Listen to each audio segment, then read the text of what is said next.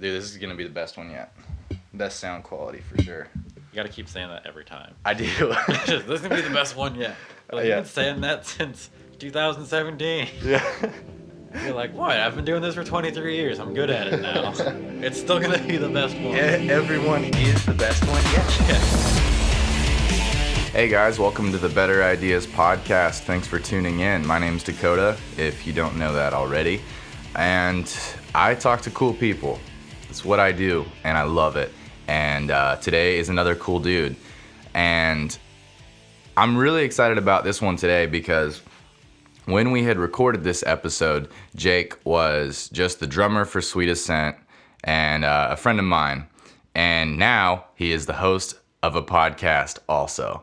And I feel like I may have had some small influence on that, and I'm really stoked. I'm so excited to see other people starting new creative things, especially when it's podcasting. It's not like it's competitive.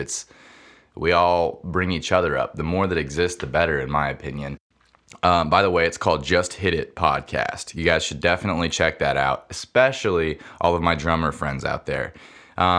Jake's a phenomenal drummer. He's got all the endorsements. He travels and tours and does all that cool stuff. And because of that, he has access to talk to tons of other cool drummers. So that's kind of the idea with this podcast, kind of similar to what I'm doing, only more focused on his instrument specifically. Because the dude knows how to play drums, and he knows a lot about the gear, and I'm sure this will be a good opportunity for him to learn even more about it, as it is for me to learn about basically whatever I decide to talk about that day. So, go check out Just Hit It Podcast, and I'm going to wrap up this intro because it's kind of a longer conversation. But Jake, thanks for coming on the show, and I look forward to talking more drums with you and seeing the podcast grow. So, let's get to the conversation.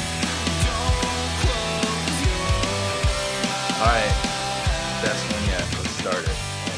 Let's start the best episode. Yeah. Well, I didn't write anything down. Neither did I. And that's good. I don't know. That's one thing I've been trying to figure out is how much to plan for all of these. It's like, for some people, I feel like I need to write questions because I won't have anything to talk about if I don't.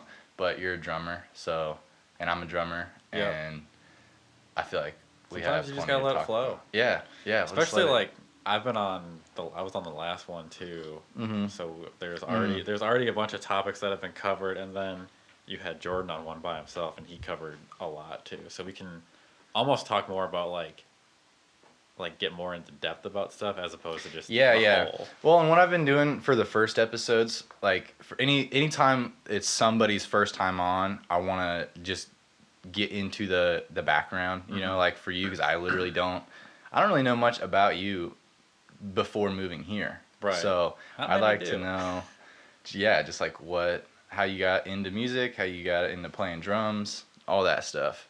Right. So we should start there. We can do that. Drums was kind of like my thing. Like I didn't really do anything else. I started playing drums kind of late. Like most people that you talk to, there's like, oh, I started playing drums when I was 8, 9, and then I got good at it when I was 15. But I started playing drums my sophomore year of high school, and I sort of played bass before. Where'd you go to high school? I went to East in Madison. I'm from Wisconsin. Okay, yeah. Madison. It's this huge, gigantic castle-looking building. It's terrifying. So big. But school is terrifying. My aunt, my dad's sister, played bass. She's played bass for like 20 years now, and she's really good at it. Like she's not like, oh, I can pick up a bass and jam a little bit. She's like, she could play for like Red Hot Chili Peppers type stuff. That's sick. And I think I was like 10 or 11, and she's like, I'm going to teach you how to play something. And she taught me like the Mission Impossible theme. And I got it like immediately. And she's like, I think we could teach you to play an instrument. So like the next Christmas, she gave me one of her old basses, and it was like a Fender Squier. And I got good at it for not taking lessons and just like reading on like a sheet of paper like 4, 4, 4. And then I eventually put it down because I'm like, I don't really care to do this. I'm 11. Yeah. And then it kind of just span off of that. And then my dad was playing guitar for a little while, and he bought a guitar, and again, it was a Fender Squier. He bought a guitar for me to learn on, and he got me 4 lessons at a shop. Mm-hmm. Like, and it was called Good and Loud. I don't think it's around anymore. But it was like before Guitar Center. Mm-hmm. And or not before Guitar Center. It was like, it wasn't a mom and pop shop, but it wasn't Guitar Center. It was the medium. Yeah. And Kind of like the stuff around here. Yeah, like it's basically Supersonic Supersonic. Okay, that's cool.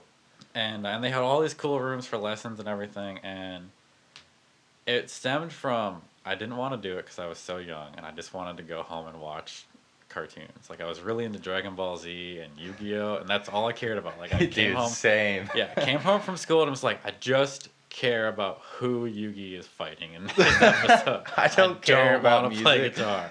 I want to know what's coming up on Yu-Gi-Oh. That's so funny, dude. I used to watch Dragon Ball Z every morning before school. I actually Jordan and I watched Dragon Ball. We grew up on it heavily, and he has all the seasons. Yeah. And every time I go over there, I steal another one. Yeah. From him.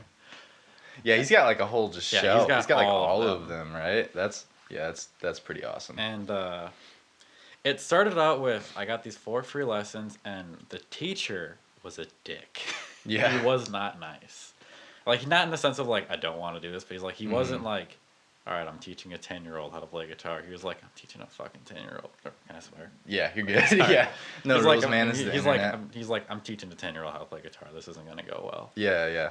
And I didn't pick it up. I wasn't good at it. Like, it took me like 20 minutes to tune a guitar because I didn't know how to do it. I didn't have any prior. I feel like there's always those guitar teachers or those musicians that just take themselves really seriously, and he's just like, "You're 10. You need to take this seriously." And then I did 2 lessons with him, and he taught me like your basic chords and whatnot. And I would go home, and then my dad sort of learned how to play guitar with me. And so he bought an acoustic guitar so we could jam together, because he basically wanted someone to jam with.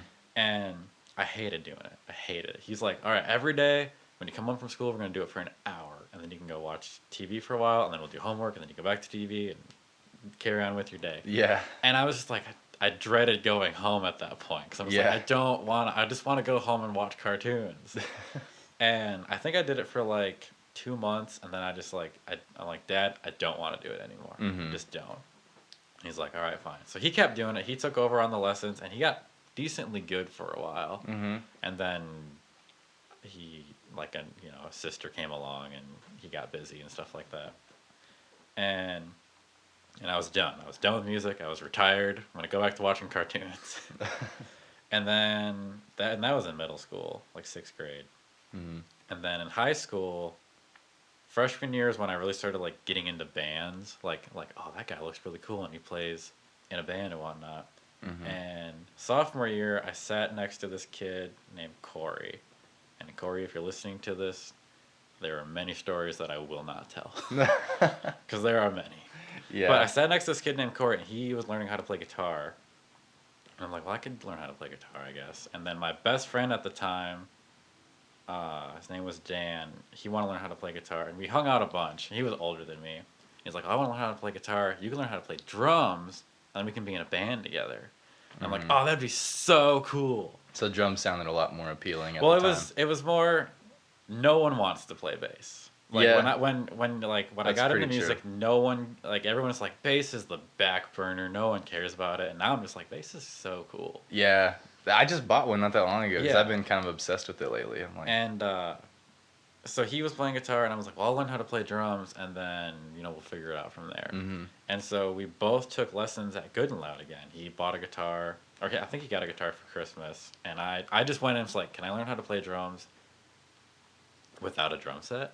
And they were just like, yeah, you can do it on like your pillow and your bed and whatnot. And I made a deal with my parents that I'm like, if I do it for like a certain amount of time, will you buy me a drum set? And my dad, they tried to get me into a bunch of stuff. Like I did gymnastics, and I did like karate and after school stuff, and I didn't want to do any of it. And my stepdad was just like, well, I'll buy you a crappy drum set if you take lessons for 2 months. So I took lessons for 2 months, and I got good at it really quick because I would actually go home and like do it. I wouldn't like go home, do it for 5 minutes, and be like, all right, I'm done. All right, back to cartoons. And we did it for like 2 months, and we did it on the same day. So I would go into one room and play drums, and he would go into the next room and play guitar. And the the shop had this thing where it was like every 3 months all the students get together and kind of make a band and you play songs and your parents come and watch you. Oh, that's cool. And that was like through your school or through the lessons? It was just through lessons. Okay, through that music store. And there was like blues, rock, metal, and I mean metal was Black Sabbath. Yeah, like so old school metal. Still not hard. Yeah. And there was one song that Dan wanted to learn, and because you could put in what songs you wanted to play, and he really wanted to play "Hemorrhage" by Fuel. I don't know if you ever heard of that band. They're older, right? Yeah, they're super old. Sounds familiar. It's been a while. Yeah, and he really wanted to play that song, and so I learned it because I was getting good at drums, and I'd moved to I started with snare drum, and then you move on to drum set and whatnot, and I could play it because drums aren't that hard to play when you're just learning how to play a basic rock song. But the guitar part in the first verse, he could not learn it. And he wouldn't step down and learn something that was a little less difficult and then work his way up. He's like, I can't play this song. I give up. And he stopped. Which friend was this? This is Dan. Okay, yeah. And he stopped. He put his guitar down, he hung it up on the wall. And he's like, I don't want to play guitar anymore. I'm going to do something else. And I'm like, well... So frustrating. And I'm like, well, I feel like this is kind of a waste of time. And then I went home and told my parents about it, and my mom was like, well, why don't you just keep doing it? Like, you don't both have to quit because one of you can't do something. And then I was like, well, okay, I'll keep doing it. And then that was when I didn't want to do lessons anymore because I felt weird not going with him. So I'm like, well, I know how to play drums enough that maybe I can just teach myself from here on. And that was when I was starting to experience YouTube for the first time. And your first time on YouTube, you're like, I can search anything. Yeah, it's all there. And so that's what I did. I would just look up basic drum beats or intermediate drum beats and go from there. And then I did the classic set your dad's stereo up next to your drum set and blast your favorite band as loud as you possibly can. And I did that for years. And I did that all through high school, and then I jammed with Corey a couple times, but I kind of, as we all grew older, I grew into I would rather go home and play drums than go out and do anything. And drums kind of became what I did. All right, I'm gonna go home from school, get all my homework done really fast, and play drums until my mom tells me to stop. And then on the weekends, I would play drums. All my friends would go out, get together, and they'd have some older adult buy them beer, and they'd go to someone's house and they'd get wasted every weekend. I'd go home and steal a beer from my dad's fridge and play drums. Yeah, that's awesome. And I just did that forever. I even graduated high school and kept doing it.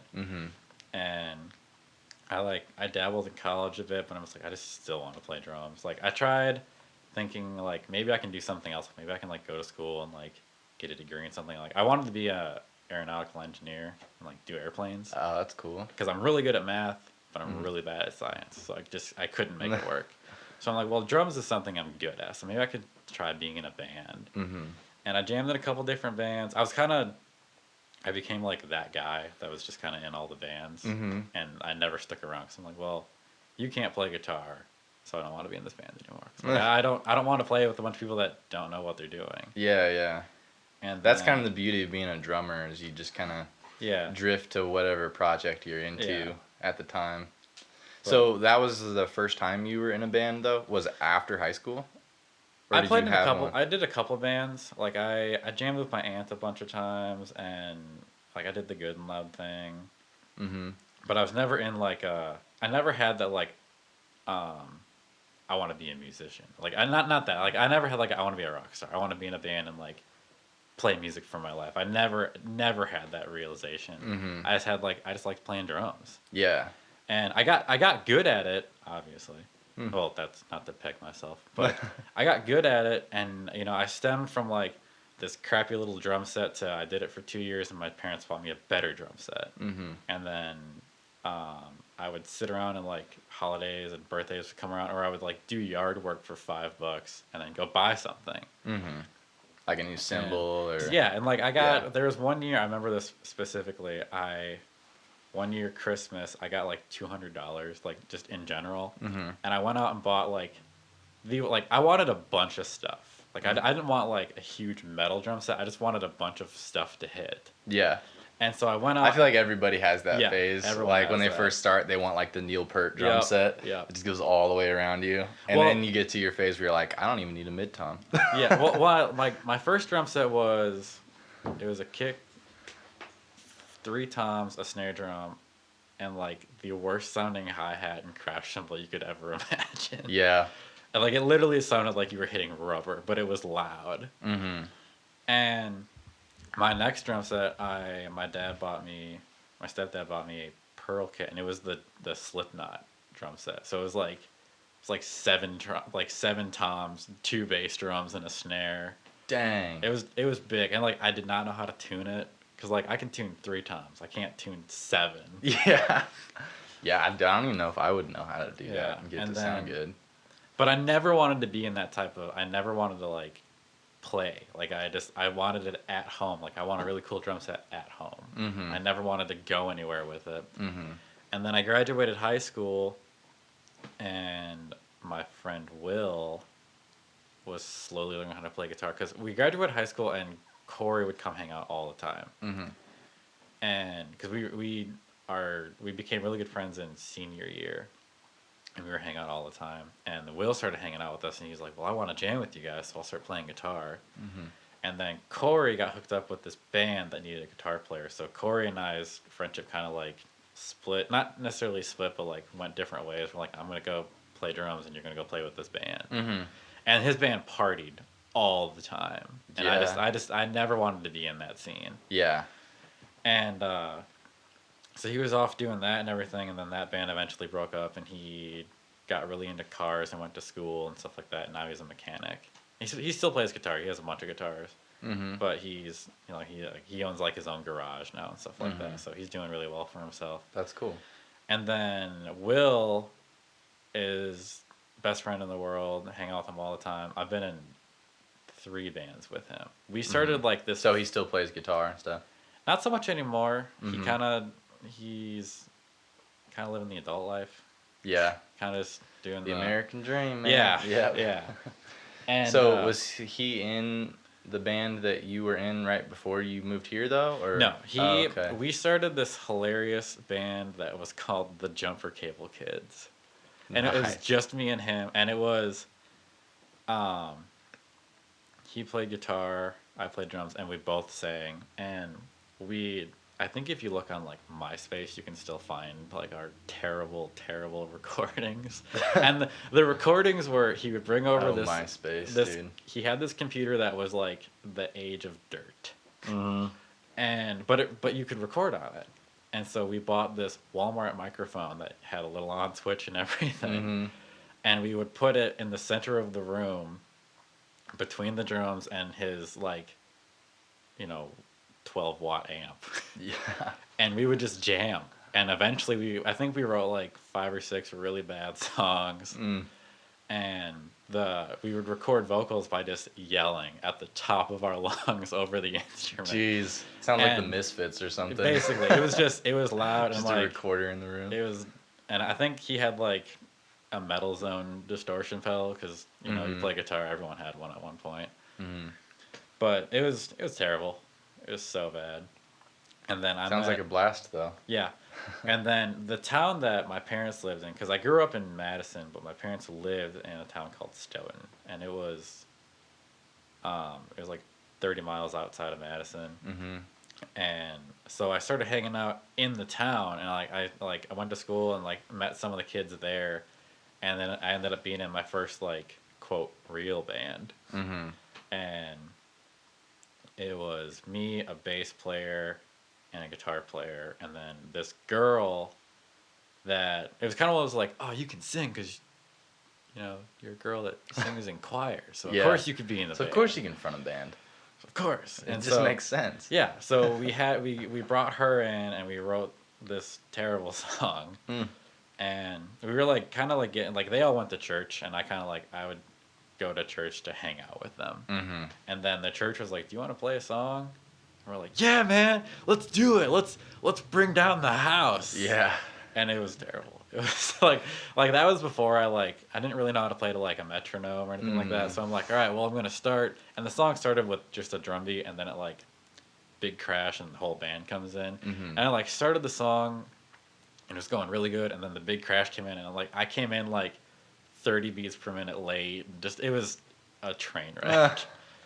And then we're like, well, we want to be heavier, so let's kick out the girl, get another guitar player, and get a guy singer. Because this is like I hadn't experienced like metal bands with girls yet. Like at this point, Slipknot was still the heaviest band in the world. Yeah. So like Slipknot and Korn. Yeah. Well, like I my favorite band is Seven Dust, and I think they're extremely heavy, but they can do anything they want. They can be heavy, they can be soft. They put out an acoustic record a couple of years ago, and it's still rad. And so that we called Will, and we're like, hey, Will, do you want to be in a band with us? And he's like, yeah, man. And looking back at it now, I'm just like, we thought we were like the coolest kids in the world. Like, we got this rock band, we got all this cool gear.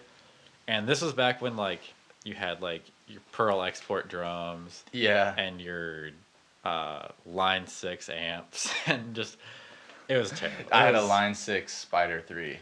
We had... and they actually aren't as bad as everybody makes fun of them for. Like... Well, I mean, it's kind of cheesy, all the settings, but when you're first starting out, it's pretty cool. It's not a terrible amp. Like, yeah, it's got a tuner on it. It's got all kinds of different settings. Doesn't stack up next to like a tube amp though. Anything tube is blow it out of the water. But yeah, they're not bad little practice amps.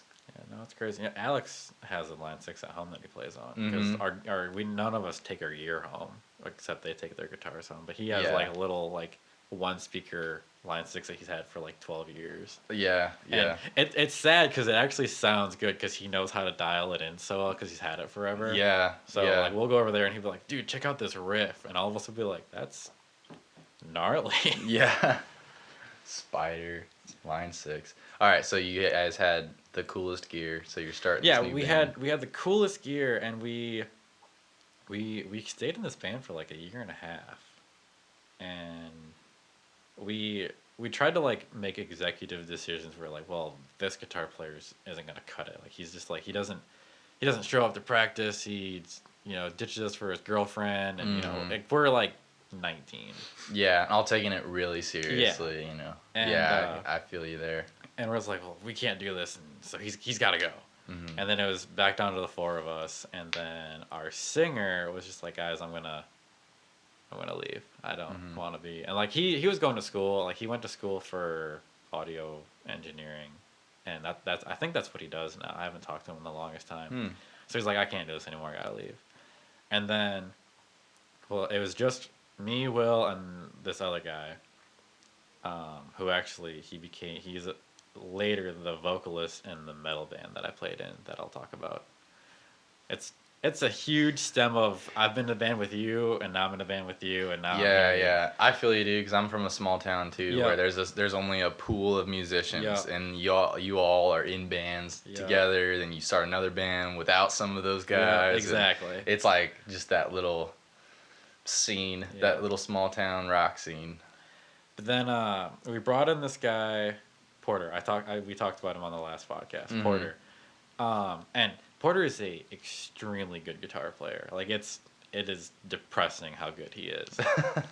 And or I guess not saying that he's not good now, but like at the time I was like, dude, this guy can play everything. Yeah.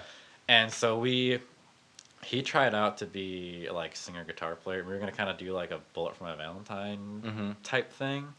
And he came over like he can scream, he can sing, he can play guitar really, really good. And he actually had good gear.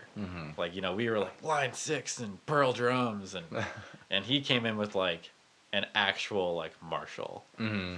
Not like the MG10.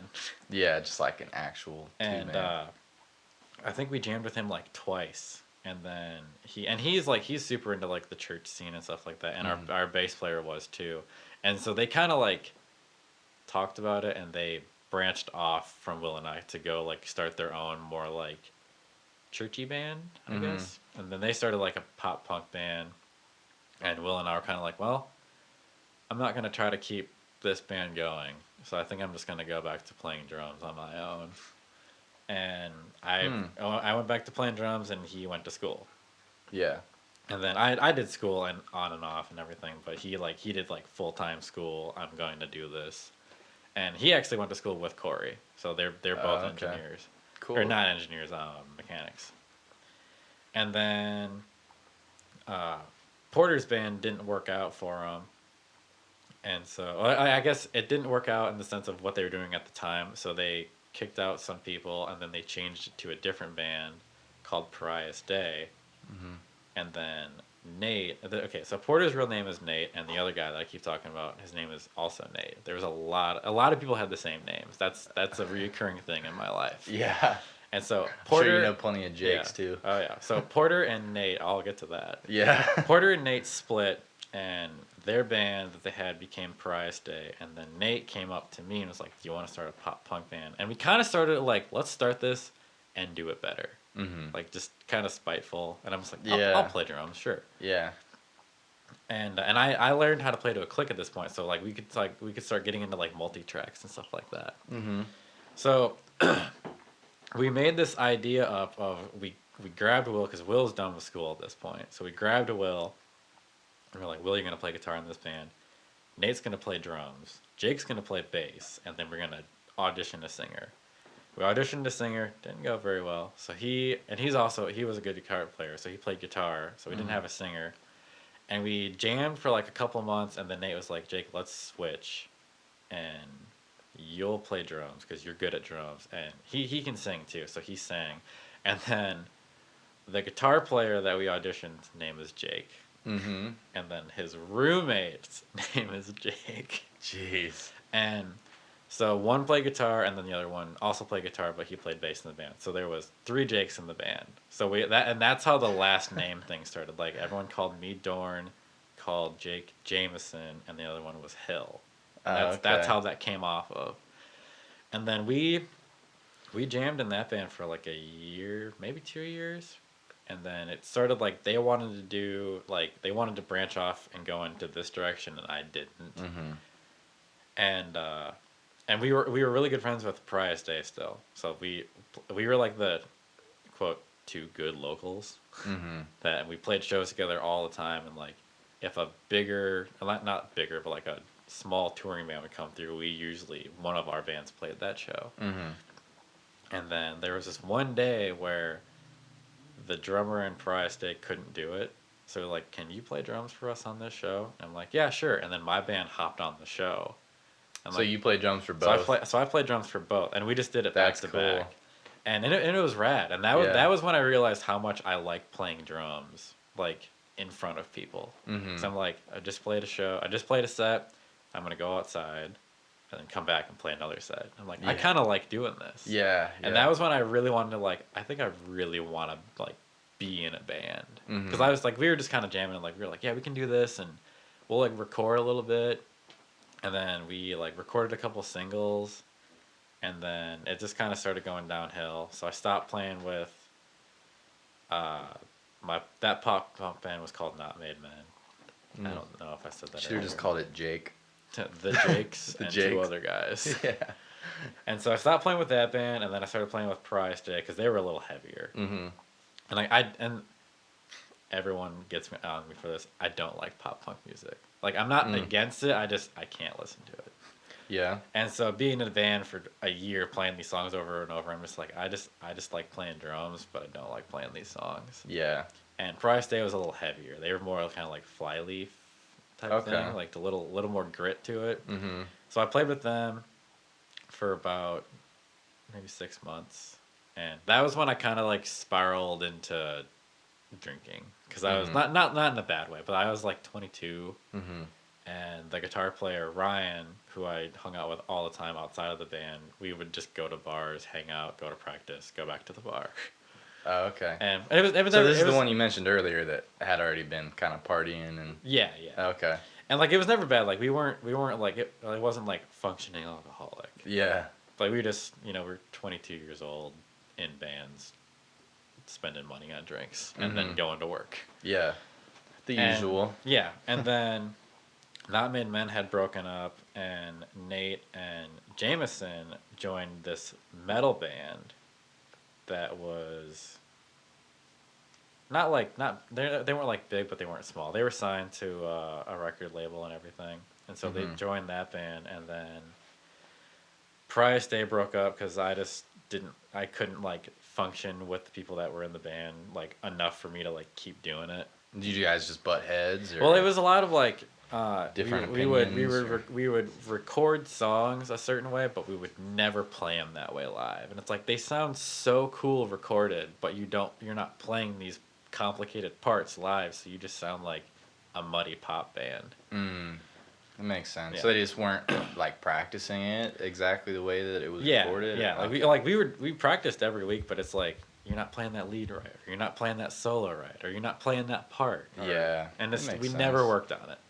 And so I'm just like I want to be in a band that you play your parts. Otherwise, you're just playing something else. And so I stopped playing with that band, and I wasn't in a band for a while. I was like, I'm done. I'm taking a break. I'm just gonna I'm just gonna go home and play drums. And so I stopped playing in bands for a while, and like people would be like, "Do you want to like jam with us?" No, I'm just gonna go home and jam to my iPod. And then Nate's band, it was called Archers and Illuminators, and they did a little tour, and then they called me up and it's like, "Hey, do you want to come and like work for us on a tour? Like it's like a week long." And I'm like, "Yeah, sure." And like I've like quote toured, like I've like done like weekend runs, and like I've been gone for a week or something like that. But like, I've always played. I've always been out doing stuff. I just never like went somewhere else to play. And so I'm like, yeah, sure. And like we did like Wisconsin, Michigan, Iowa, Illinois, and then back home. And it was really cool. It was rad. I like drum teched, you could say. Okay. Just kind of like did everything for the drummer because I was good at drums. And it was a blast. I loved doing it. And that was when I realized I'm like, I really like touring. Like I really like just living in a van. And it was in the middle of winter, so it sucked. And, something about it though, you just get hooked. And I just liked it. And and that was the first that tour was my first like bad tour story because we talked about it on the last podcast. It's you run out of heat. Same situation. It's my life is just keeps coming around full circle. But it was basically we were parked at a truck stop, and you're in a van in the middle in winter, and we didn't have like a heater or anything like that, so you just kind of deal with it. And then all of a sudden we wake up and someone's crying because they're cold, and everyone's screaming, "Why is it so cold?" And it blows my mind that you guys still don't have those like super great sleeping bags. Well, it's never been a problem. Yeah. And like apparently it has been though. It never was a problem, and then once it became one, then we like fixed the situation, replaced a propane heater. Yeah. Like, now like Bobby and I were just texting about it a couple days ago. Like I think I'm gonna buy a sleeping bag for this winter, just in case. Either that or like a down quilt or just something. Yeah, something hardcore in case that happens again. Yeah, and then I think we did two runs with that band, and then J-Mo left. Or I don't know if he left or if he's not in the band anymore. That's all I knew. Yeah. And like throughout the years, like I'd still like dabbled in bass, and I can play a couple chords on guitar and whatnot. And they approached me and it's like, "Hey, do you want to play guitar for us? Like, we'll like." Their guitar player is really good, and he's like, I can switch it so I can play all the complicated parts, and then you can play, like the rhythms, and just look cool. And because I looked like I was in a band, like I had long hair, I had a beard, like I looked like I was in a metal band. Yeah. And I'm like, yeah, I can do that. So I joined. We rebranded to Archers and put out a record. That's a pretty cool band name, actually. It's pretty sick. Yeah. And put out a record and played a couple shows, never toured, never really traveled that much. And it was kind of like the whole, like, I joined this band to, like, tour and, like, play. And now we're just kind of, like, jamming on the weekends. And then we occasionally play shows. And, like, it's a lot of, like, you rebrand so you start over. So you don't have that, like, top notch that you had, which sucks. But it is what it is. But, like, at this point, I had already met Sweet Ascent. And that played a show with them, yeah, I'm assuming. I was still in Not Made Men, the punk band, and we played a show in Iowa. And Iowa's kind of like the middle ground to Wisconsin and Kansas. And we just played a show together. And I remember specifically it was Dustin. Dustin walked in with this like all red outfit. It was like he had like bright red pants and some like band shirt that had a bunch of red like blood splatter on it. Then he had this like Hot Topic red vest that he was wearing. And I just kind of looked at him like, what the hell is he wearing? And Dustin. then and we were the two, my band and Sweet Ascent they were the not touring but like traveling bands. Because everyone else was right from the area. So we got this cool like room in the back, which a green room, I guess, but it was just a room that no one else went in. Yeah. And so we got this whole room. So we actually like hung out with them. We got to be friends and like added everyone on Facebook and everything like that. And Mikey was still in the band, so I met Mikey and John was around, and it was Bobby's first show back, and like I still laughed about like the way that they all looked compared to how they all are now. Yeah. And I'm sure I didn't look any better. Yeah. And so that was when I initially met them, and then I watched their set, and I'm like, oh, they're kind of like a pop punk band. Lame. but they were really cool dudes. So like we bought a CD, and I think I bought a wristband that I don't know where that is. And then I just kind of followed them, and then hanging out with them during throughout the day, like this is when Dustin was already talking about like going to school, and I'm like, maybe I can like, if Dustin leaves, maybe I can get involved. I can play with them because they're from Kansas. And so I'm like, maybe I can go with them because they travel and they tour and play a bunch of shows and stuff like that. So I just kind of like kept in touch with the band, and then playing guitar in the metal band, that's how it all came full circle because they needed a guitar player for a tour, and I'm like, well, I can jam. I got the time off. So you were an Archer at that point. I was in Archers. When Yeah, they needed a guitar I was player? still in Archers when I did my first tour with Sweet Ascent because I toured as a fill-in. I was helping them out. Yeah, I remember that. And so and Jordan was really the only one that I ever really talked to on Facebook. And like we weren't buddies or anything like that, but he'd post something, I'd like it. I'd post something, he'd like it. Yeah. And then all of a sudden he posted like, hey, anyone play guitar or bass that wants to go tour for 3 weeks? And I was just like, I got 3 weeks off, I'll jam. And he's like, yeah, man, that's cool. And I showed him Archer, so I'm like, I know how to play guitar. Like, I'm not good at it, but I can play. And like, I had listened through some of their stuff, and like, I think I could learn how to play these songs. Yeah. And that was back when they were like really poppy kind of punk, so it was power chords. It wasn't all these crazy riffs that they're doing now. Yeah. And I had a friend who lived across the parking lot from me. His name was Taylor. Crazy good at guitar. I had a lot of good guitar player friends that none of them wanted to be in bands though. That's like so many musicians. Yeah. Everybody plays music, but when it comes to like touring and putting in all the hard work, they're like, I think I'll go to college instead. Exactly. That's like the majority of musicians that I know, I feel like. But he helped me learn how to play the songs. And I mean, I picked up on him really fast. But he like cut them up and like, these are the notes. Because I couldn't read, I can't read guitar music. Let alone figure out how it goes on a guitar. But he's like, here's all the tabs and everything. So I got really good at the songs, and then it was coming up that this tour was going to happen, and Jordan, because I didn't have a license at this point, so, and I was 23, 24. I got my license super late, in case you didn't know. Did you just never learn how to drive? I didn't want to. You just didn't want to drive? It's people will hear this and they'll be like, that's not right. But I'll be like, I didn't want to learn how to drive, and I didn't have to. Like, I was able to get anywhere that I needed to go, or I had someone that conveniently was going the same place that I was going. Yeah. So you just never had to drive? Never needed it. Like I said earlier, everything was about drums. Like, I would get money and I would buy something drums. I never wanted to save up for a new car or something. I just give me I need a new snare, or I need a new kick pedal, or... Yeah, that makes sense. And that's just how it stemmed. And so we were getting ready for Jordan was going to come get me, and which is crazy because it's an 8-hour drive, and he did it all by himself.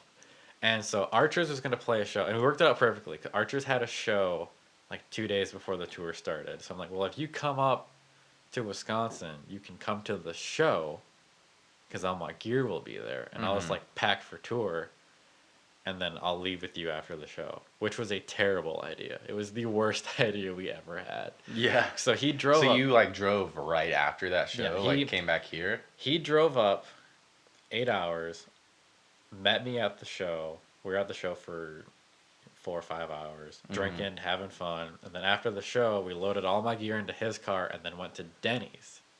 So we were just like, he had already been up for 8 hours driving, was at the show for 5 hours. We were at Denny's for 2 hours, and then we had to do another 8-hour drive back. Jeez. And like, we did fine for like half of it. We just kind of like chatted and like kind of got to know each other, because I'm like, I'm gonna live with this guy for like a month. I should probably get to know him on this 8-hour drive. Yeah, seriously.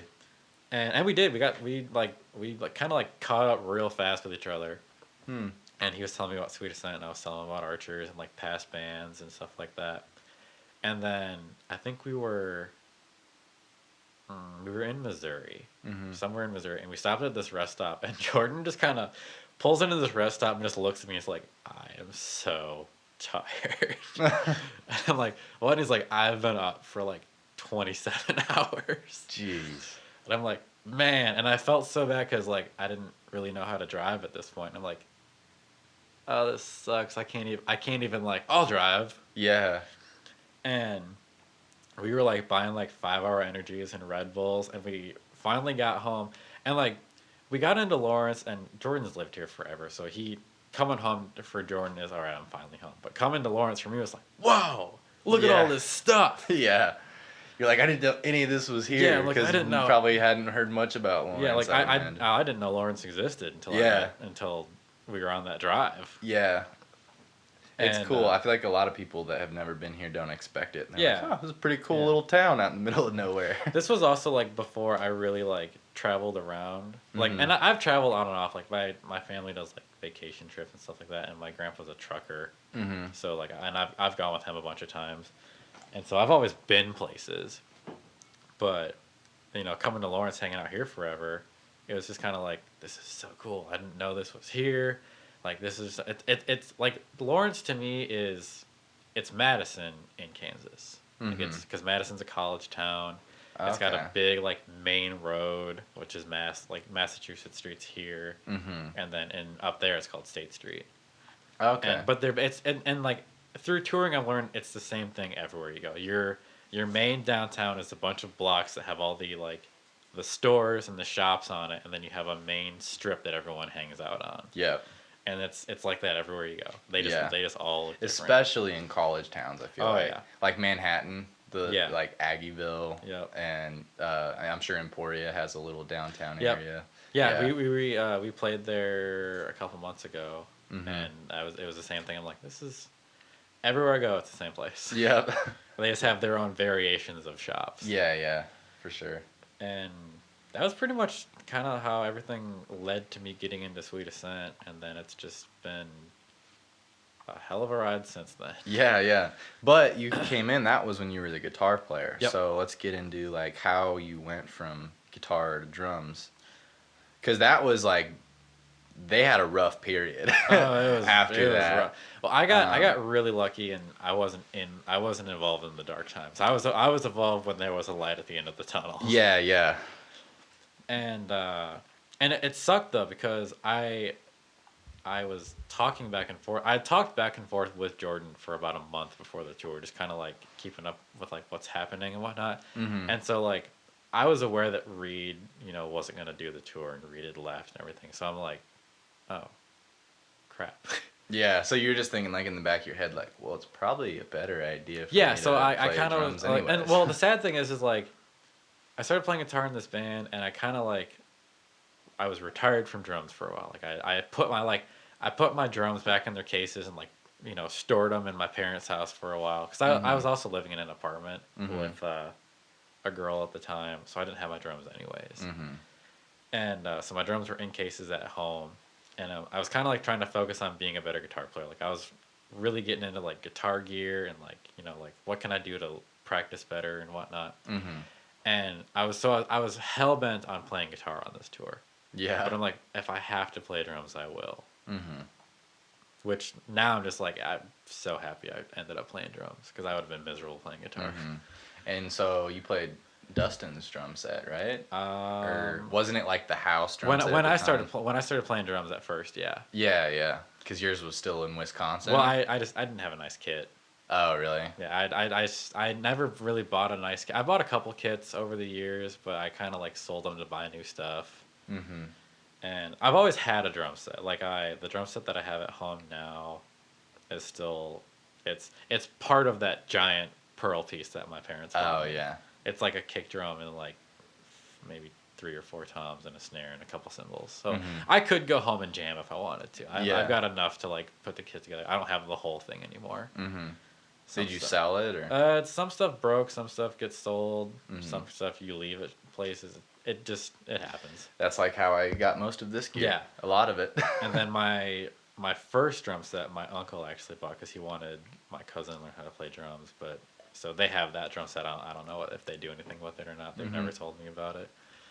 And so yeah, that's how it started. Was I wanted to play guitar on this tour because like I had really nice guitar gear too. For not being a guitar player, I had like a really nice ESP guitar and like a Mesa cab and like a 5150 like copy head and stuff like that. Oh, was it the 6560? Yeah. Okay, cool. So like I had a really good setup. And so I'm like, well, I really want to play guitar. And so they were telling me, well, read this quick so we don't know what we're doing. And I'm like, well, I can like go home and learn how to play the drums in case. And then that was when they figured out, well, we can get we can get a drummer if you just want to focus on guitar. I'm like, yeah, I can do that. So and that's where drummer came in, drummer fell out, and yeah, they had like a couple fill-ins for a while, and we had a guy that was gonna do it, and then his band was doing a run, so he couldn't do it anymore. So his friend Brandon, who we called Bam, or he goes by Bam, he did it, and it was crazy and it was hilarious. Like that first week we had with Bam was still one of the funniest experiences of my entire life because he was just so funny. Yeah. And wasn't he like a kind of a more of a rap style? He's kind of like a pop hip hop producer. Oh, okay. And it's funny. So this is like a completely different change of pace. Oh yeah, like Jordan said, he did not know what he was getting himself into. Yeah. I think he thought he was coming to like jam. Yeah. And they were like, all right, come learn these songs. And then he showed up and was like, all right, here's like the click track and here's everything. And he's just like, what? And so we worked it out for him to be able to do it, but he kind of like came in. And the way he would play the songs, he's like a bluesy jazz, like funky drummer. He's not a rock drummer.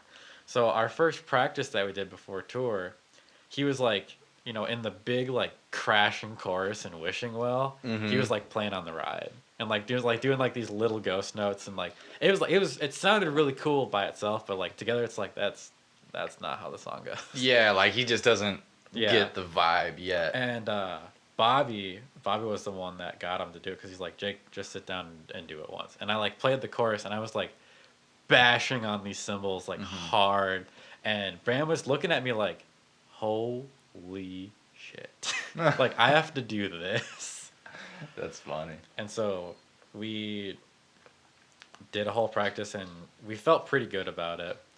And we did our first show, and our first show was just so bad. It was just like, it wasn't like there's videos of it on YouTube. Omaha, right? Yeah, and it wasn't a train wreck. Like we got through the show. Like we never had to stop a song, or I never had to like, oh crap. Yeah. Like he always stayed on time, but like he played some parts wrong, and he was loud when he didn't need to be, and he was quiet when he didn't need to be, and stuff like that. And then I think we had a day off the next day. So he and I, we were still in Omaha. He and I sat in the van and like went over stuff. And like, this is how it goes. This is this fill, and these are the drums you need to use for this fill, and you hit this here, and you need to be loud and stuff like that. And then from then on, he did awesome. And he's a awesome drummer. He's crazy. He can fill all over the place, and he's got chops for days. And so it was really cool. So like So it probably just took him a while to get in that mindset Yeah. of like, all right, this is rock and roll. Exactly. This is not Just what like I'm used loud and like the songs aren't hard. So I'm like, don't overcomplicate it. Just play hard and rock out, have fun. to doing. Yeah. And after that, the rest of the week was awesome. He did a good job every day. And like there would be some parts where I would like kind of like look back at him and I would like give him like emotion, like, all right, you're gonna do that part that we were talking about. Mm-hmm. And then he would kind of like he'd get all like bright eyed and be like, oh yeah, okay. and then he'd nail it. Yeah, that's awesome. And it was awesome. And like it was so like looking back at it now, like I would never want to do that tour again. But like I'm so happy that it happened because we have so many jokes and one-liners from that tour. And we took. Have you met James? I don't know if I have. Okay, James is a good friend of the band, and he came. He was on that tour, and he was like tour manager kind of thing.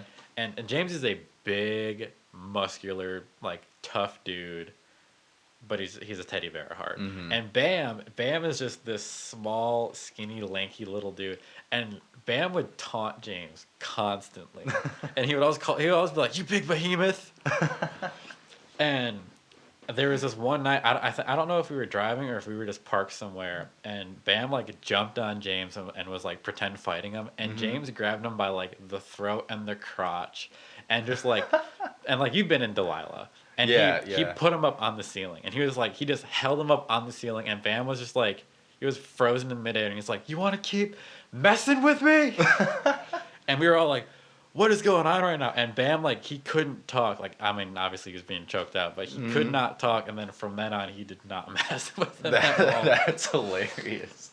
But we had a blast. Like, that week was so fun, and that was my first, like I feel like I was actually on tour that time, like playing in the band on tour, because before I had worked, but it was just so cool, and like I got to know Bobby a lot better. Bobby and I have always gotten along really well, and Bobby and I would do drives and just the idiocracy that was that tour was so fun, and then we went home. Bam went home, took a couple days off. And then we were gonna go out. We were gonna go do like the southern run. We were gonna go to Texas for a couple of days with a different drummer that I think Bobby went to school with him, or Bobby knew someone that knew him, or in some way. And it was kind of the same situation. He was a rad, and he played in the metal band too.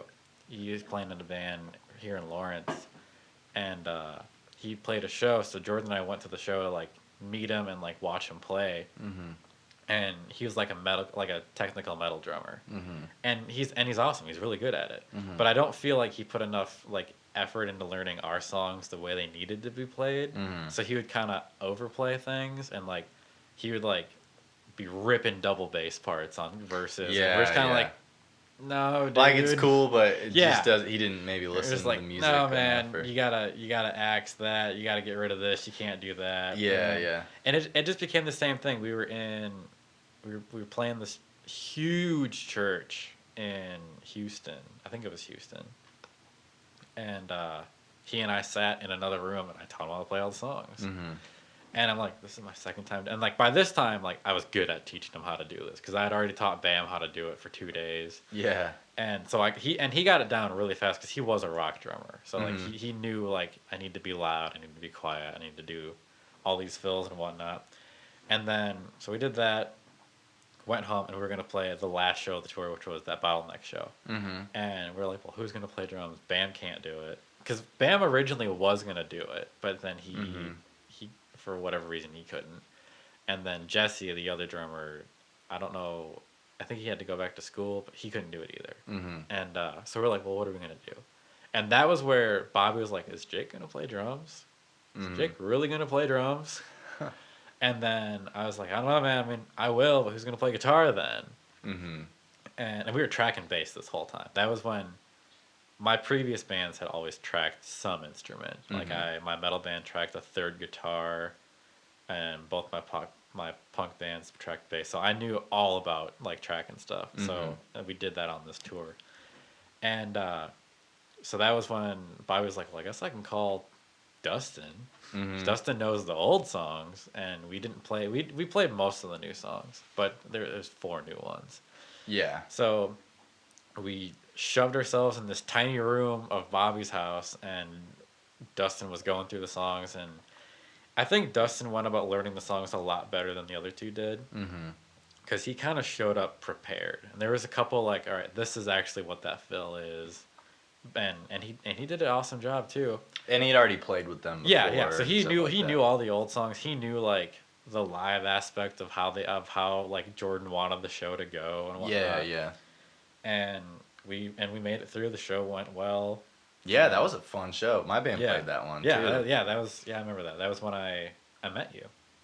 Yeah, I think so. Yeah. Would have been around there. Yeah, that's when you had the long hair and long the beard. hair and the beard, yeah. Yeah. I was like, who is this dude? Like freaking Sasquatch over here. Those days. Coming to town. Those days. That was a really fun show. That was probably one of my favorites. Yeah, it was a cool show. And like that was my first like I don't want to say like big show, but like that was the first where like everyone in that room knew who Sweet Ascent was. Yeah, because that was like their hometown. Yeah. They hadn't played in Lawrence in a long time, and you just finished a tour. So I bet that was like. So for me, it was pretty awesome. And then like now, like, you know, we play these shows and like I recognize all these people. Like I'm friends with all of them now. And it's still awesome that they all come to shows. But now it's just like, hey, I haven't seen you since. Yeah. But that day it was like there's so many people here and this is so cool. They're all singing along and stuff like that. Yeah, it was a big crowd. Yeah, it was cool. And then I like 2 days later, Jordan and I went back to Wisconsin, dropped me off, and then it was a couple of weeks later. That was when they started working like they wanted to do a music video and stuff like that, and they were like, "Well, let's get Jake in it because Jake's a familiar face now," and it was just Bobby and Jordan at this point. It's like, well, let's get Jake in it. He's a familiar face, and then Bobby was like, he should play drums though, because like, you know, we can have a drummer in the video. People know who Jake is, and then we'll just find someone to play bass. So they called me up about it, and my friend Will, best friend, lived right across the parking lot from me. I was like, hey, do you want to drive down to Lawrence for a weekend, go to a bar, and then just like fake playing bass for a video? And he's just like, yeah, sure. Huh. So he like kind of he over prepared for doing the video because he learned how to play the song, so like he would be in like the right spots for everything, which I think is pretty cool. Yeah, that's really cool. He didn't like just come in and like just kind of stand there. Yeah. And so we came down, and I'd still had all my hair at this point and everything, so I was recognizable as soon as I got out of the Lawrence. Yeah. And we did the video. The video was rad. Went out, drank a bunch, and then Will and I went home. Actually, no. We did the video, went back to Jordan's house. Jordan asked me to come outside with him to talk, and so it was kind of weird because I'm like, okay, and so I'm like, well, Will, I'll be back. Was there like a bunch of people there? It was just the three of us. We were staying at Jordan's. Oh. And so we went outside. We were chatting, and I was like, Will, I'll be right back, I guess. So I went outside, and Dorn was just like, we want to ask you to be in Sweet Ascent. And I was just like, in my head, I was like, yes! Nice. But like, I was like, oh yeah, that's cool. And he's like, but we want you to play drums. And in my head, again, I was just like, yes! Yeah, finally! That's awesome. And he's just like, so we want to offer it to you, but we don't want you to like answer right now, because like he's like, because I know you're in another band and you live 8 hours away, and you know you're committed to a lot of things up there, but we do want you to do this. Like we would like to offer you it. And I'm like, all right, well, let me go home and like think about it and talk it over. And it was on the drive home that I was just like, yeah, I'm gonna do it. Like I want to play drums again. And so I got home, and we had like 7 shows with Archers, and so I went to practice because I'd been gone for a month. Yeah. Went to practice, and I told them like, hey guys, here's the deal. Like I love you guys and everything, but I don't think I want to be in this band anymore. And some of them were very understanding, like, oh, Jake is a drummer, he wants to go play drums in a band because he's good at it. And then some of them were just like, oh, all right, well, fuck you then. Yeah. And you know, it's what it is. There's always good and bad. It's all what you take from it. And they kept going for a little while, and they slowly just disbanded. And I have no idea what any of them. I don't really talk to any of them anymore. But then things turned around, and I like I kind of went home and like I talked to my parents about it and everything, that I'm gonna play drums in a rock band 8 hours away.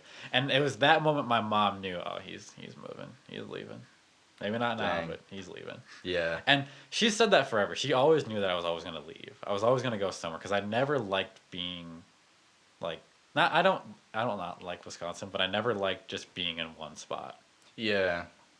And Just felt like there wasn't the right amount of opportunity in a small town. Like, I just kind of feel like if you never really like leave, it's kind of like you never leave your house if you think about it. Because like I knew Stoughton, I knew Madison, I knew some surrounding towns, but like if you think about like on the large spectrum of like the world, like you're really not leaving anywhere. You're just kind of staying in one spot forever.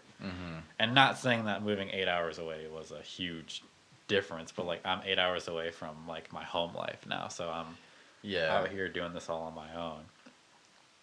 And I did that for like 6 or 7 months with Sweet Ascent, and that was when I was like, I think I'm just gonna move. And it was hard. Like I like sat down with Will and like had like a long like talk about it with him, because like it was hard leaving my mom and Will the most. They were the two that like, this is gonna be really hard to leave these two. And, like obviously like I love all my friends and family and everything like that, but like these are gonna be the two that are gonna suck the most. Yeah. And I don't even mean that in like insult to my girlfriend at the time. But so I moved down here. Well, it sounds like you and Will go way, way back. And Will and I have been friends since like freshman year. Yeah. So it's one of those like, I'm probably gonna be friends with him until we're dead. Yeah. Every time you guys hang out, it's probably like no time has passed. Oh yeah, like we go on tour and we go up to Wisconsin, and or he's even come down here a couple times.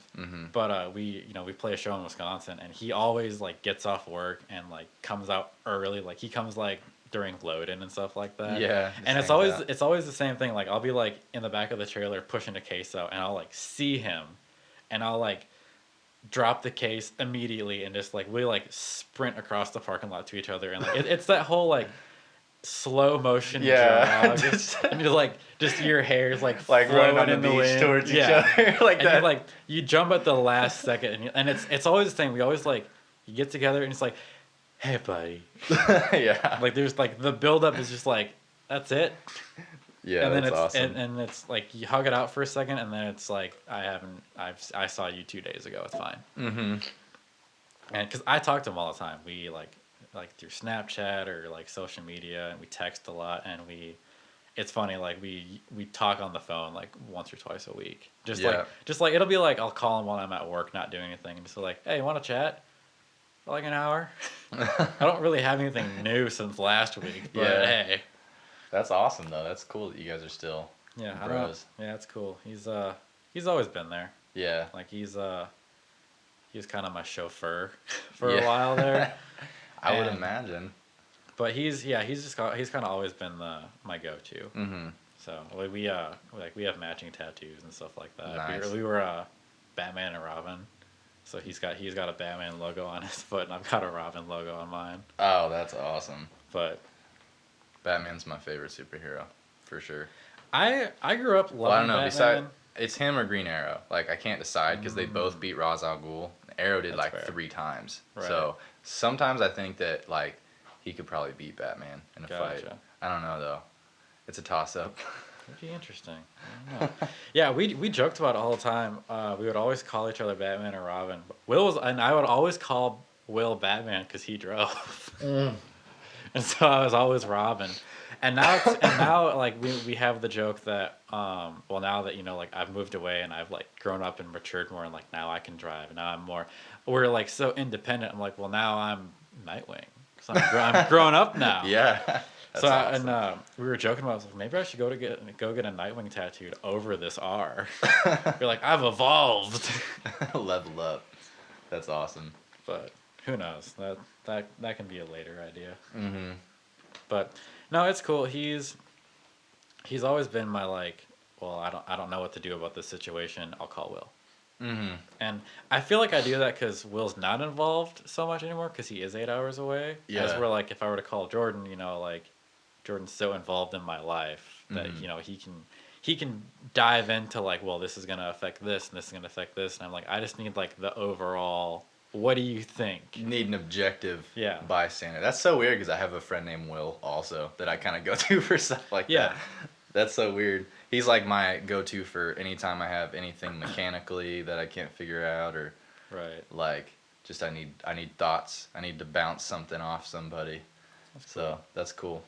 But so what is, I guess, like the main difference in Sweet Ascent versus all of the other bands that you've been in? Like what's made it the one where, because this seems to me like this is your life now, you know? Well, like, a lot of it is Sweet Ascent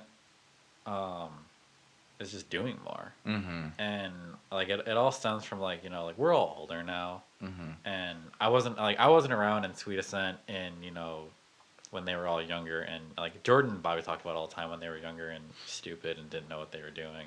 And now, like, you know, we've all been in like in bands and whatnot. Like I've been in the most bands, like maybe Alex, but because Jordan has basically been in Sweet Ascent forever. Yeah, it's like his only band. Yeah, and so like Sweet Ascent is Jordan's thing. Mm-hmm. Like, this is what Jordan knows. Mm-hmm. And Bobby's played with a couple of can't talk. Bobby's played with a couple of different people too. Mm-hmm. But Sweet Ascent again is like the reoccurring. Yeah. And for me, Sweet Ascent is like, you know, top notch. Sweet Ascent's doing the most of all the bands that I've been in. Probably combined, like Sweet Ascent's still doing more than all of them. Yeah, very active. And they have been for like 5 years now. Yeah. Yeah. And they're just like their maturity level is up there. Like, you know, like we're all like, we're not 21 and like, let's go get beers. Mm-hmm. Though Jordan and I are 24, 25, and we're still, let's go get beers. Yeah. But, you know, we're not, let's go get beers and get trashed and then go play a show. And now we're like, let's go play a show and have a beer. Yeah, yeah. And I don't know, it's just I like the guys, like this working, like the four of us work together really well. And a lot of it is we're the four most like different people in a band. But we all have like the same goals for what we want to achieve. And it's just crazy because like I'm super into drums, and I like we all know our gear so well, which I think is so cool. Because like you get people that like, I want to be in a band but I don't really know how to do it. And we've had that too. Like we had Ryan was playing with us for a while, and I love that kid. He's so hilarious to be around. But was he played guitar for a little bit? Yeah, he did a couple tours with us. Yeah, I think I've met him like maybe once. Okay. But I just remember the first time I saw him, I was like, that guy looks like John Eddie's little brother. Like, that's just all I could think about. I was like, wow, they got another John. And like Ryan was cool. And like I love Ryan. Like he still comes to shows, and he's always talking about like, oh guys, I want to jam. Yeah. And he was so cool. He was so fun to tour with because his personality is so like childish. So he's like, it was like having a little kid on tour. Yeah. But like and it was crazy because he's a really good guitar player. He's really clean. And then he had good gear too, but like he didn't have the like the mindset of the day to day of what you need to get done. He kind of had like I'm gonna play the show and then I'm gonna hang out.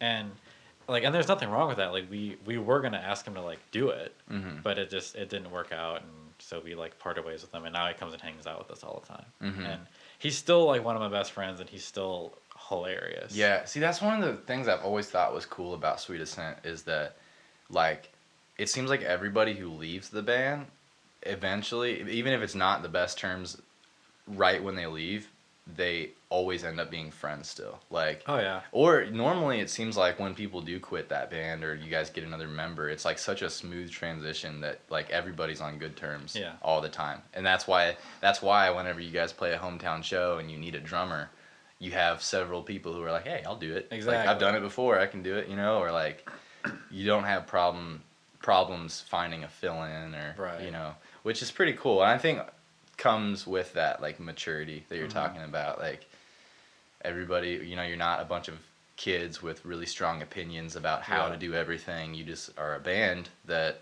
has been doing it for 5-6 years now and just has it like kind of dialed in like what you got to do. And so I feel like up until this point it was just a matter of finding the right people. Exactly. And it really seems like you guys have found it. Like yeah, we don't have a bass player, But we've been playing without a bass player for so long. Yeah, it's been like a year now, hasn't it? Or maybe even more. We've played with one bass player since I've been in the band. Mm-hmm. Except Zach played one show. Yeah, yeah. That was a cool one. Wasn't that Jackpot? No, that was the Bottleneck show, the big one. Oh, yeah, yeah. The super big one that we did last year. I knew it was one of those. One of the Lawrence ones. And it's kind of like the four of us get along so well that's kind of like, can we just not get a bass player? So that's kind of like our thing right now is like we're like if someone comes along, sure, but we were talking about it and our decision on it at this point is the only way that we're gonna get a bass player is if we steal one. Yeah. Because like most of the people that we've brought on to play with us, they play music and they've played in bands, but they're not doing anything right now. And that's the convenience of getting them. But like we need someone like if we were gonna get a bass player, we need someone that we can get along with, that has good gear, that knows how to tour, that knows what is expected on tour. And that's just so hard to find someone just sitting at home. Yeah, because you guys are definitely past that phase of like, let's start. Let's teach somebody how to play the bass. We're at this point where it's like, show up, know how to play the parts, get in the band. Yeah. And not show up, I'll teach you and make sure that these are right and this is what we need you to do every day. And so we're just kind of like, let's just not have a bass player and just until we like need one or something like that, or just if our main goal is like waiting for someone to like come along. And we've had a couple people approach us, but it's kind of like, if we can do it so well on our own, why bother? Yeah, don't fix it if it's not broke, I guess. Plus, let's like, and I hate the phrase "it's one less person to worry about," but it's one less person in the van, one less person you got to keep tabs on. Yeah. One less person that gets paid. Not that anyone gets paid. Yeah. One less person that's gonna break something that needs to spend $1,000 to fix. Just it's a list of cons. And like, so for you to really want that person, they gotta really bring something to the table. I was joking about it. I'm like, if someone wants to come play bass, I need Alex Wilson's doppelganger to come play bass. Like I need Alex Wilson as another person to play bass. Otherwise, no. Otherwise, no thanks, man. That's cool. Well, we're at a little over an hour, so is there anything else you want to cover before we wrap it up? Well, I feel like that was a really good intro. Good backstory, yeah. Yeah, it's a really solid story up in it.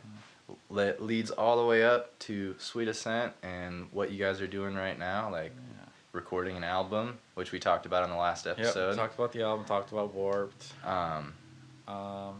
I don't know. I think one of the coolest things about being in Sweet Ascent, and I kind of got the plug because Sweet Ascent has already been so established that my dream goal when I decided that I wanted to play drums in a band was I want to be a part of a drum company. Like I want to have an endorsement because I thought it was this cool star striking thing. Yeah. And it is I love the guy that I work with. But it's not like, oh, I got this endorsement, so he just sends me free stuff all the time. It's like, no, I got this endorsement because I actually like it. Yeah, and because you have a tour schedule. Yeah. So who are your endorsements? We have a couple. We actually cut quite a few just recently. Yeah, because I knew that they got some back when Dustin was in the band. Yeah, it's. But I don't know what currently. It's kind of a long list of. It's not hard to get an endorsement. It's all about and the big thing that I don't think anyone understands is it's not they're doing stuff for you, it's you're doing stuff for them. You're advertising. They're just helping you get their product better. Yeah. I've never been endorsed, but I was sponsored back when I used to skateboard a lot. I did competitions and stuff. And it's really just you're getting discounts in exchange for advertising. Exactly. For them. It's their advertisement via person using it. Yeah. And it's awesome because we have some really good ones, which is kind of our obviously we're doing something right because we have some big companies helping us out. But you never get stuff for free. It's not the deal. We don't ask for it for free, but it's the discounts help, but you're still spending a lot of money on stuff. Yeah. But it's just my goal was getting a drum endorsement, and I got one. I'm like, and I was younger, and like I would like apply like being in a pop punk band, and like Yeah. I played to 10 people every day. Yeah. And now it's like I've played to 100 people every once in a while, and it's Yeah. like, all right, now we'll take a chance on you. And it's cool. Like I'm happy that I got the one that I got now, because Anchor, and it's just the coolest company. Like I love my drum set so much. I really don't want to get a new one. Yeah. Which That's a good thing. Which is funny, because we were talking about like maybe on like the next album cycle we can like get a new one. I'm like, no. And I just ordered a custom snare, so I'm gonna have like a full Anchor kit now. And he called me up and he's like, what do you want this thing to like look like? What do you want it to do? And I kind of like, I was like, I don't know. Like the options are limitless. Yeah, like I've never had a custom made drum set. And it's also like the company it's just one guy. It's just one dude. And he does it all by hand, and I'm just like, well, I got a kit that it's all matching. I don't want it to look like the kit, but I want it to like fit. And you want to shout him out? Who is he? Sean Skipper. Anchor Custom Drums. Anchor Custom Drums. He's my dude. Check them out, because they're rad. They're awesome. And so we've been working on this snare drum, and I'll probably have it in like a month, and I'm super excited. But like, that's awesome. And he's such a cool dude. He's just like a surfer that plays drums. That's cool. And he just hand makes them? Yeah, I think he just has like a warehouse. That's really cool. I haven't met him yet. I keep telling Jordan, like, I want to tour through North Carolina, because I want to go to the factory, and like I want to like go shake his hand and just be like, thank you for giving me the coolest sounding drum set. Yeah, that's cool, because the first time when I went on that run with Sweet Ascent, we went through Chicago and got to go to CCP and hang out with Mark Esses, I think was his name. He drums for Goldhouse. Okay. Yeah, but he did most of the stuff at CCP, and we got to like go in the factory or in the warehouse and see all the ones in progress. And I've been to a couple. Like I've been to like the Zildjian factory in California, and it's awesome being in there. That's cool. And so that's my thing, is I want to like go and like just like, this is where it was made. Yeah, just see the facility. That's cool. And then that was our thing, was I'm like, I don't really want to get a new one. Like maybe when the day comes or something like that. But do they want it for or are they just saying like looks wise? Just maybe like for like a rebranding with the new like album, new drum set or whatever. Because I ordered the kit when we were doing the war cycle, and it took me a really long time to pay it off. And so we got the kit, and then we kind of started getting into the new cycle. So I kind of feel like the kit that I have now is kind of going to be on this next record. So it'll be like this record's kit. And then the snare drum that we're building, it's a combination of all the things that we use to track on the record. So I'm like, I want this snare to be like the record snare. Okay. So that's hopefully that's what the snare drum's going to sound like when we get it and get it all worked up and everything. Yeah, it'll sound similar to the album. That's cool. And so really cool. I came up with the idea that like maybe like if we do like a new record every 2 or 3 years, I'll get a new snare drum. And then Sean, he's an artist like by trade before he started playing drums. So we're gonna carve the album name into the drum. That would be cool. And if it goes well, then I'll do that with all the drums. So then like when the day comes that Sweet Ascent is no more, I'll have like this collection of the snare drums for the records. Yeah, with the album names. Yeah, that's cool, man. That'd be a good collection to have someday. I've always collected drums. I think it's really cool. Now I have a lot less stuff, because I'm like, now I just have what I need. But I feel like it'd be cool to like one day, if I like have like a house, I can have like my own like office room, and I can have like snare drums on the wall and cases and stuff like that. Just like a shelf or something up there. Like this is my life in a drum. I was thinking you could also get like maybe just wrap your drum set.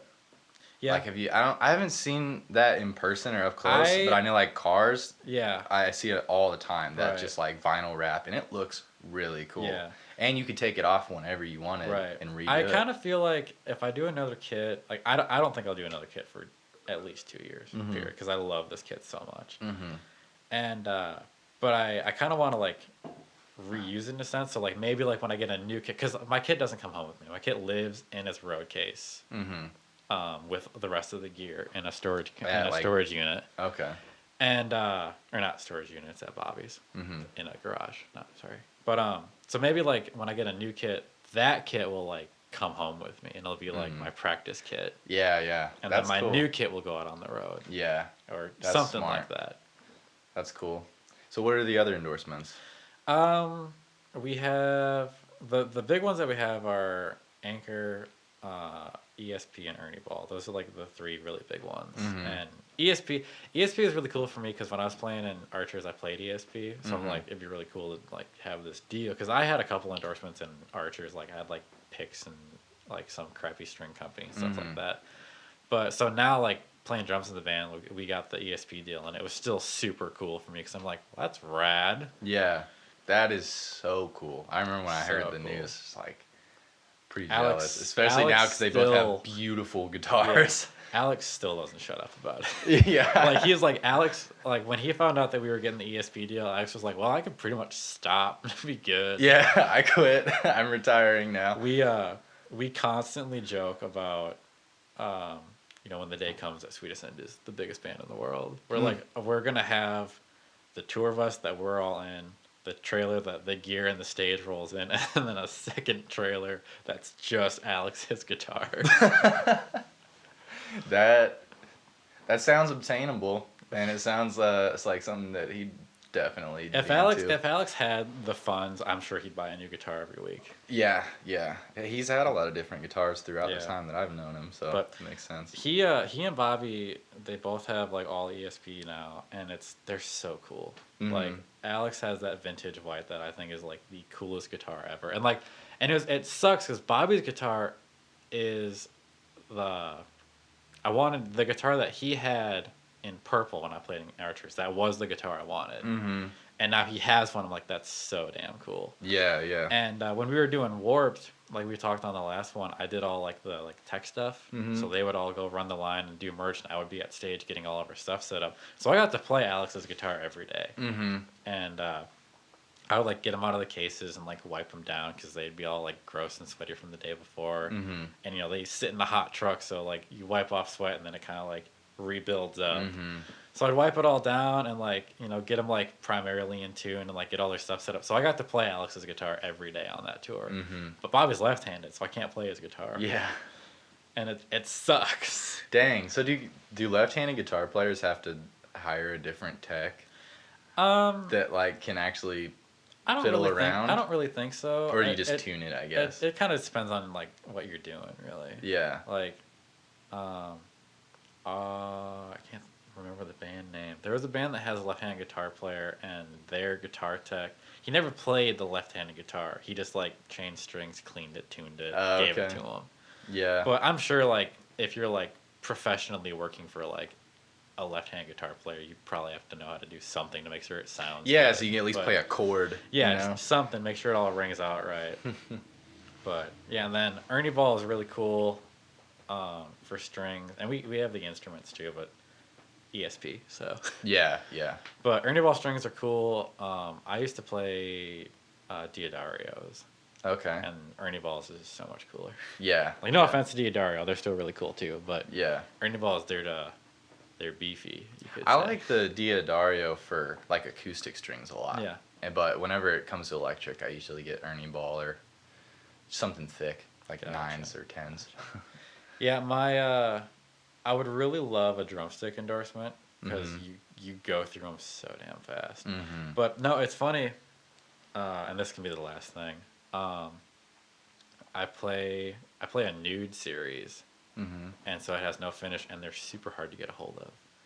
And then I found this shop that sells them. I found it online, and ironically, it's from Wisconsin. It's a town like 15 miles away from where I used to live. And they have their online site. They can get it. They can get almost anything. It's basically like I ask them to get it, and they ask the company because they're a company, so they're gonna sell it and everything, so they can get a hold of it. And I just buy it in bulk constantly. And I only get so many at a time, so they'll be like, well, we have 8, I'll buy 8. We have 7, I'll buy 7. And so I'm kind of like, I'm getting to that point where like I just want to like make sure I have all these sticks good to go, because eventually they're going to be really hard to find. Yeah, that's how I am with the Manginis. I use the Mike Mangini Oaks. Okay. They're like pretty heavy because I did marching band forever, so I like pretty heavy okay. drumsticks, and those are, you can't find them every time you go to the store. I think they're Zildjian. Yeah, Zildjian Mike Manginis, and they're like tree trunks, dude. Yeah. But they're the normal. They're like 5A or 5B like size. Like they don't look bigger, but they're just dense and like really heavy. Mine are 3As, so they're like big around, but they're light. Oh, okay, so like traditional like rock, like and hit hard. But yeah, it sucks. Like I would like it, but I'm not like in a hurry. Like I'm not gonna go out and like ask somebody else for a deal. I'm like I'm gonna keep playing. I play Vaders. I'm like I'm gonna keep playing Vaders. And maybe someday they'll reach out to me. That'd be cool. Very cool. Because, like, we get that a lot. There's a couple of emails that come in, like, hey, we'd like to work with you. And I'm like, sorry, it's either it's not worth it or, like, I really like using this company. Or the right deal hasn't come around yet. Makes sense. So, who knows? Cool. Well, what else we got to shout out before we wrap this up? Follow you on Twitter, but Instagram, all that. I don't care about Twitter. Yeah. Like, I use it, but I've never cared about like followers or anything like that. Yeah. And I've been trying. I'm new to Twitter. I just like kind of started using it recently, so I'm trying to build that up a little bit. I was just talking to this girl. I was talking to this guy Brooks who lives in Springfield. He just got a new Twitter. He had a bunch of followers, and he got a new Twitter for whatever reason, and he has like 10 now. And he's like, I went from like 7,000 followers to 10. And I'm like, it's okay, man. I think I have like 400. And I'm like, it's okay. I have 400, and I think 6 people will respond to me. And then this girl tweeted at both of us, and she's like, I've got like 2.7 thousand or whatever, and no one talks to me. And I'm like, yeah, that's social media for you. That's so strange. I always wonder how that works. I don't know, but like I like Instagram. Like I've even drifted away from Facebook. Like it's so boring. Instagram is awesome. I feel like I get the most reactions. Uh-oh. I hear sirens. He's howling. But yeah, Instagram at SA Jacob. Follow me. What's up? Cool. Well, thanks for doing the podcast, dude. Cool, man. Be episode 11 or 12, I believe. It was cool doing it by myself. Yeah. Heck yeah. And done.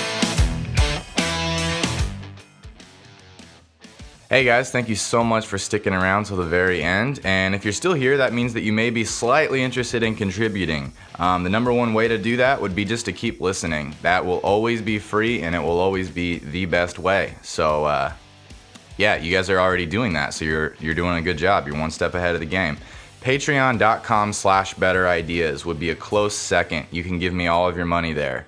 Or not, or you can just choose $1 a month, $5 a month, one-time donation, whatever it is. I understand most of us are broke, like me, and so that's fine if you don't have any money. Just subscribe, share, leave a review, tell a friend, do whatever. Until then, I hope you guys have a good week.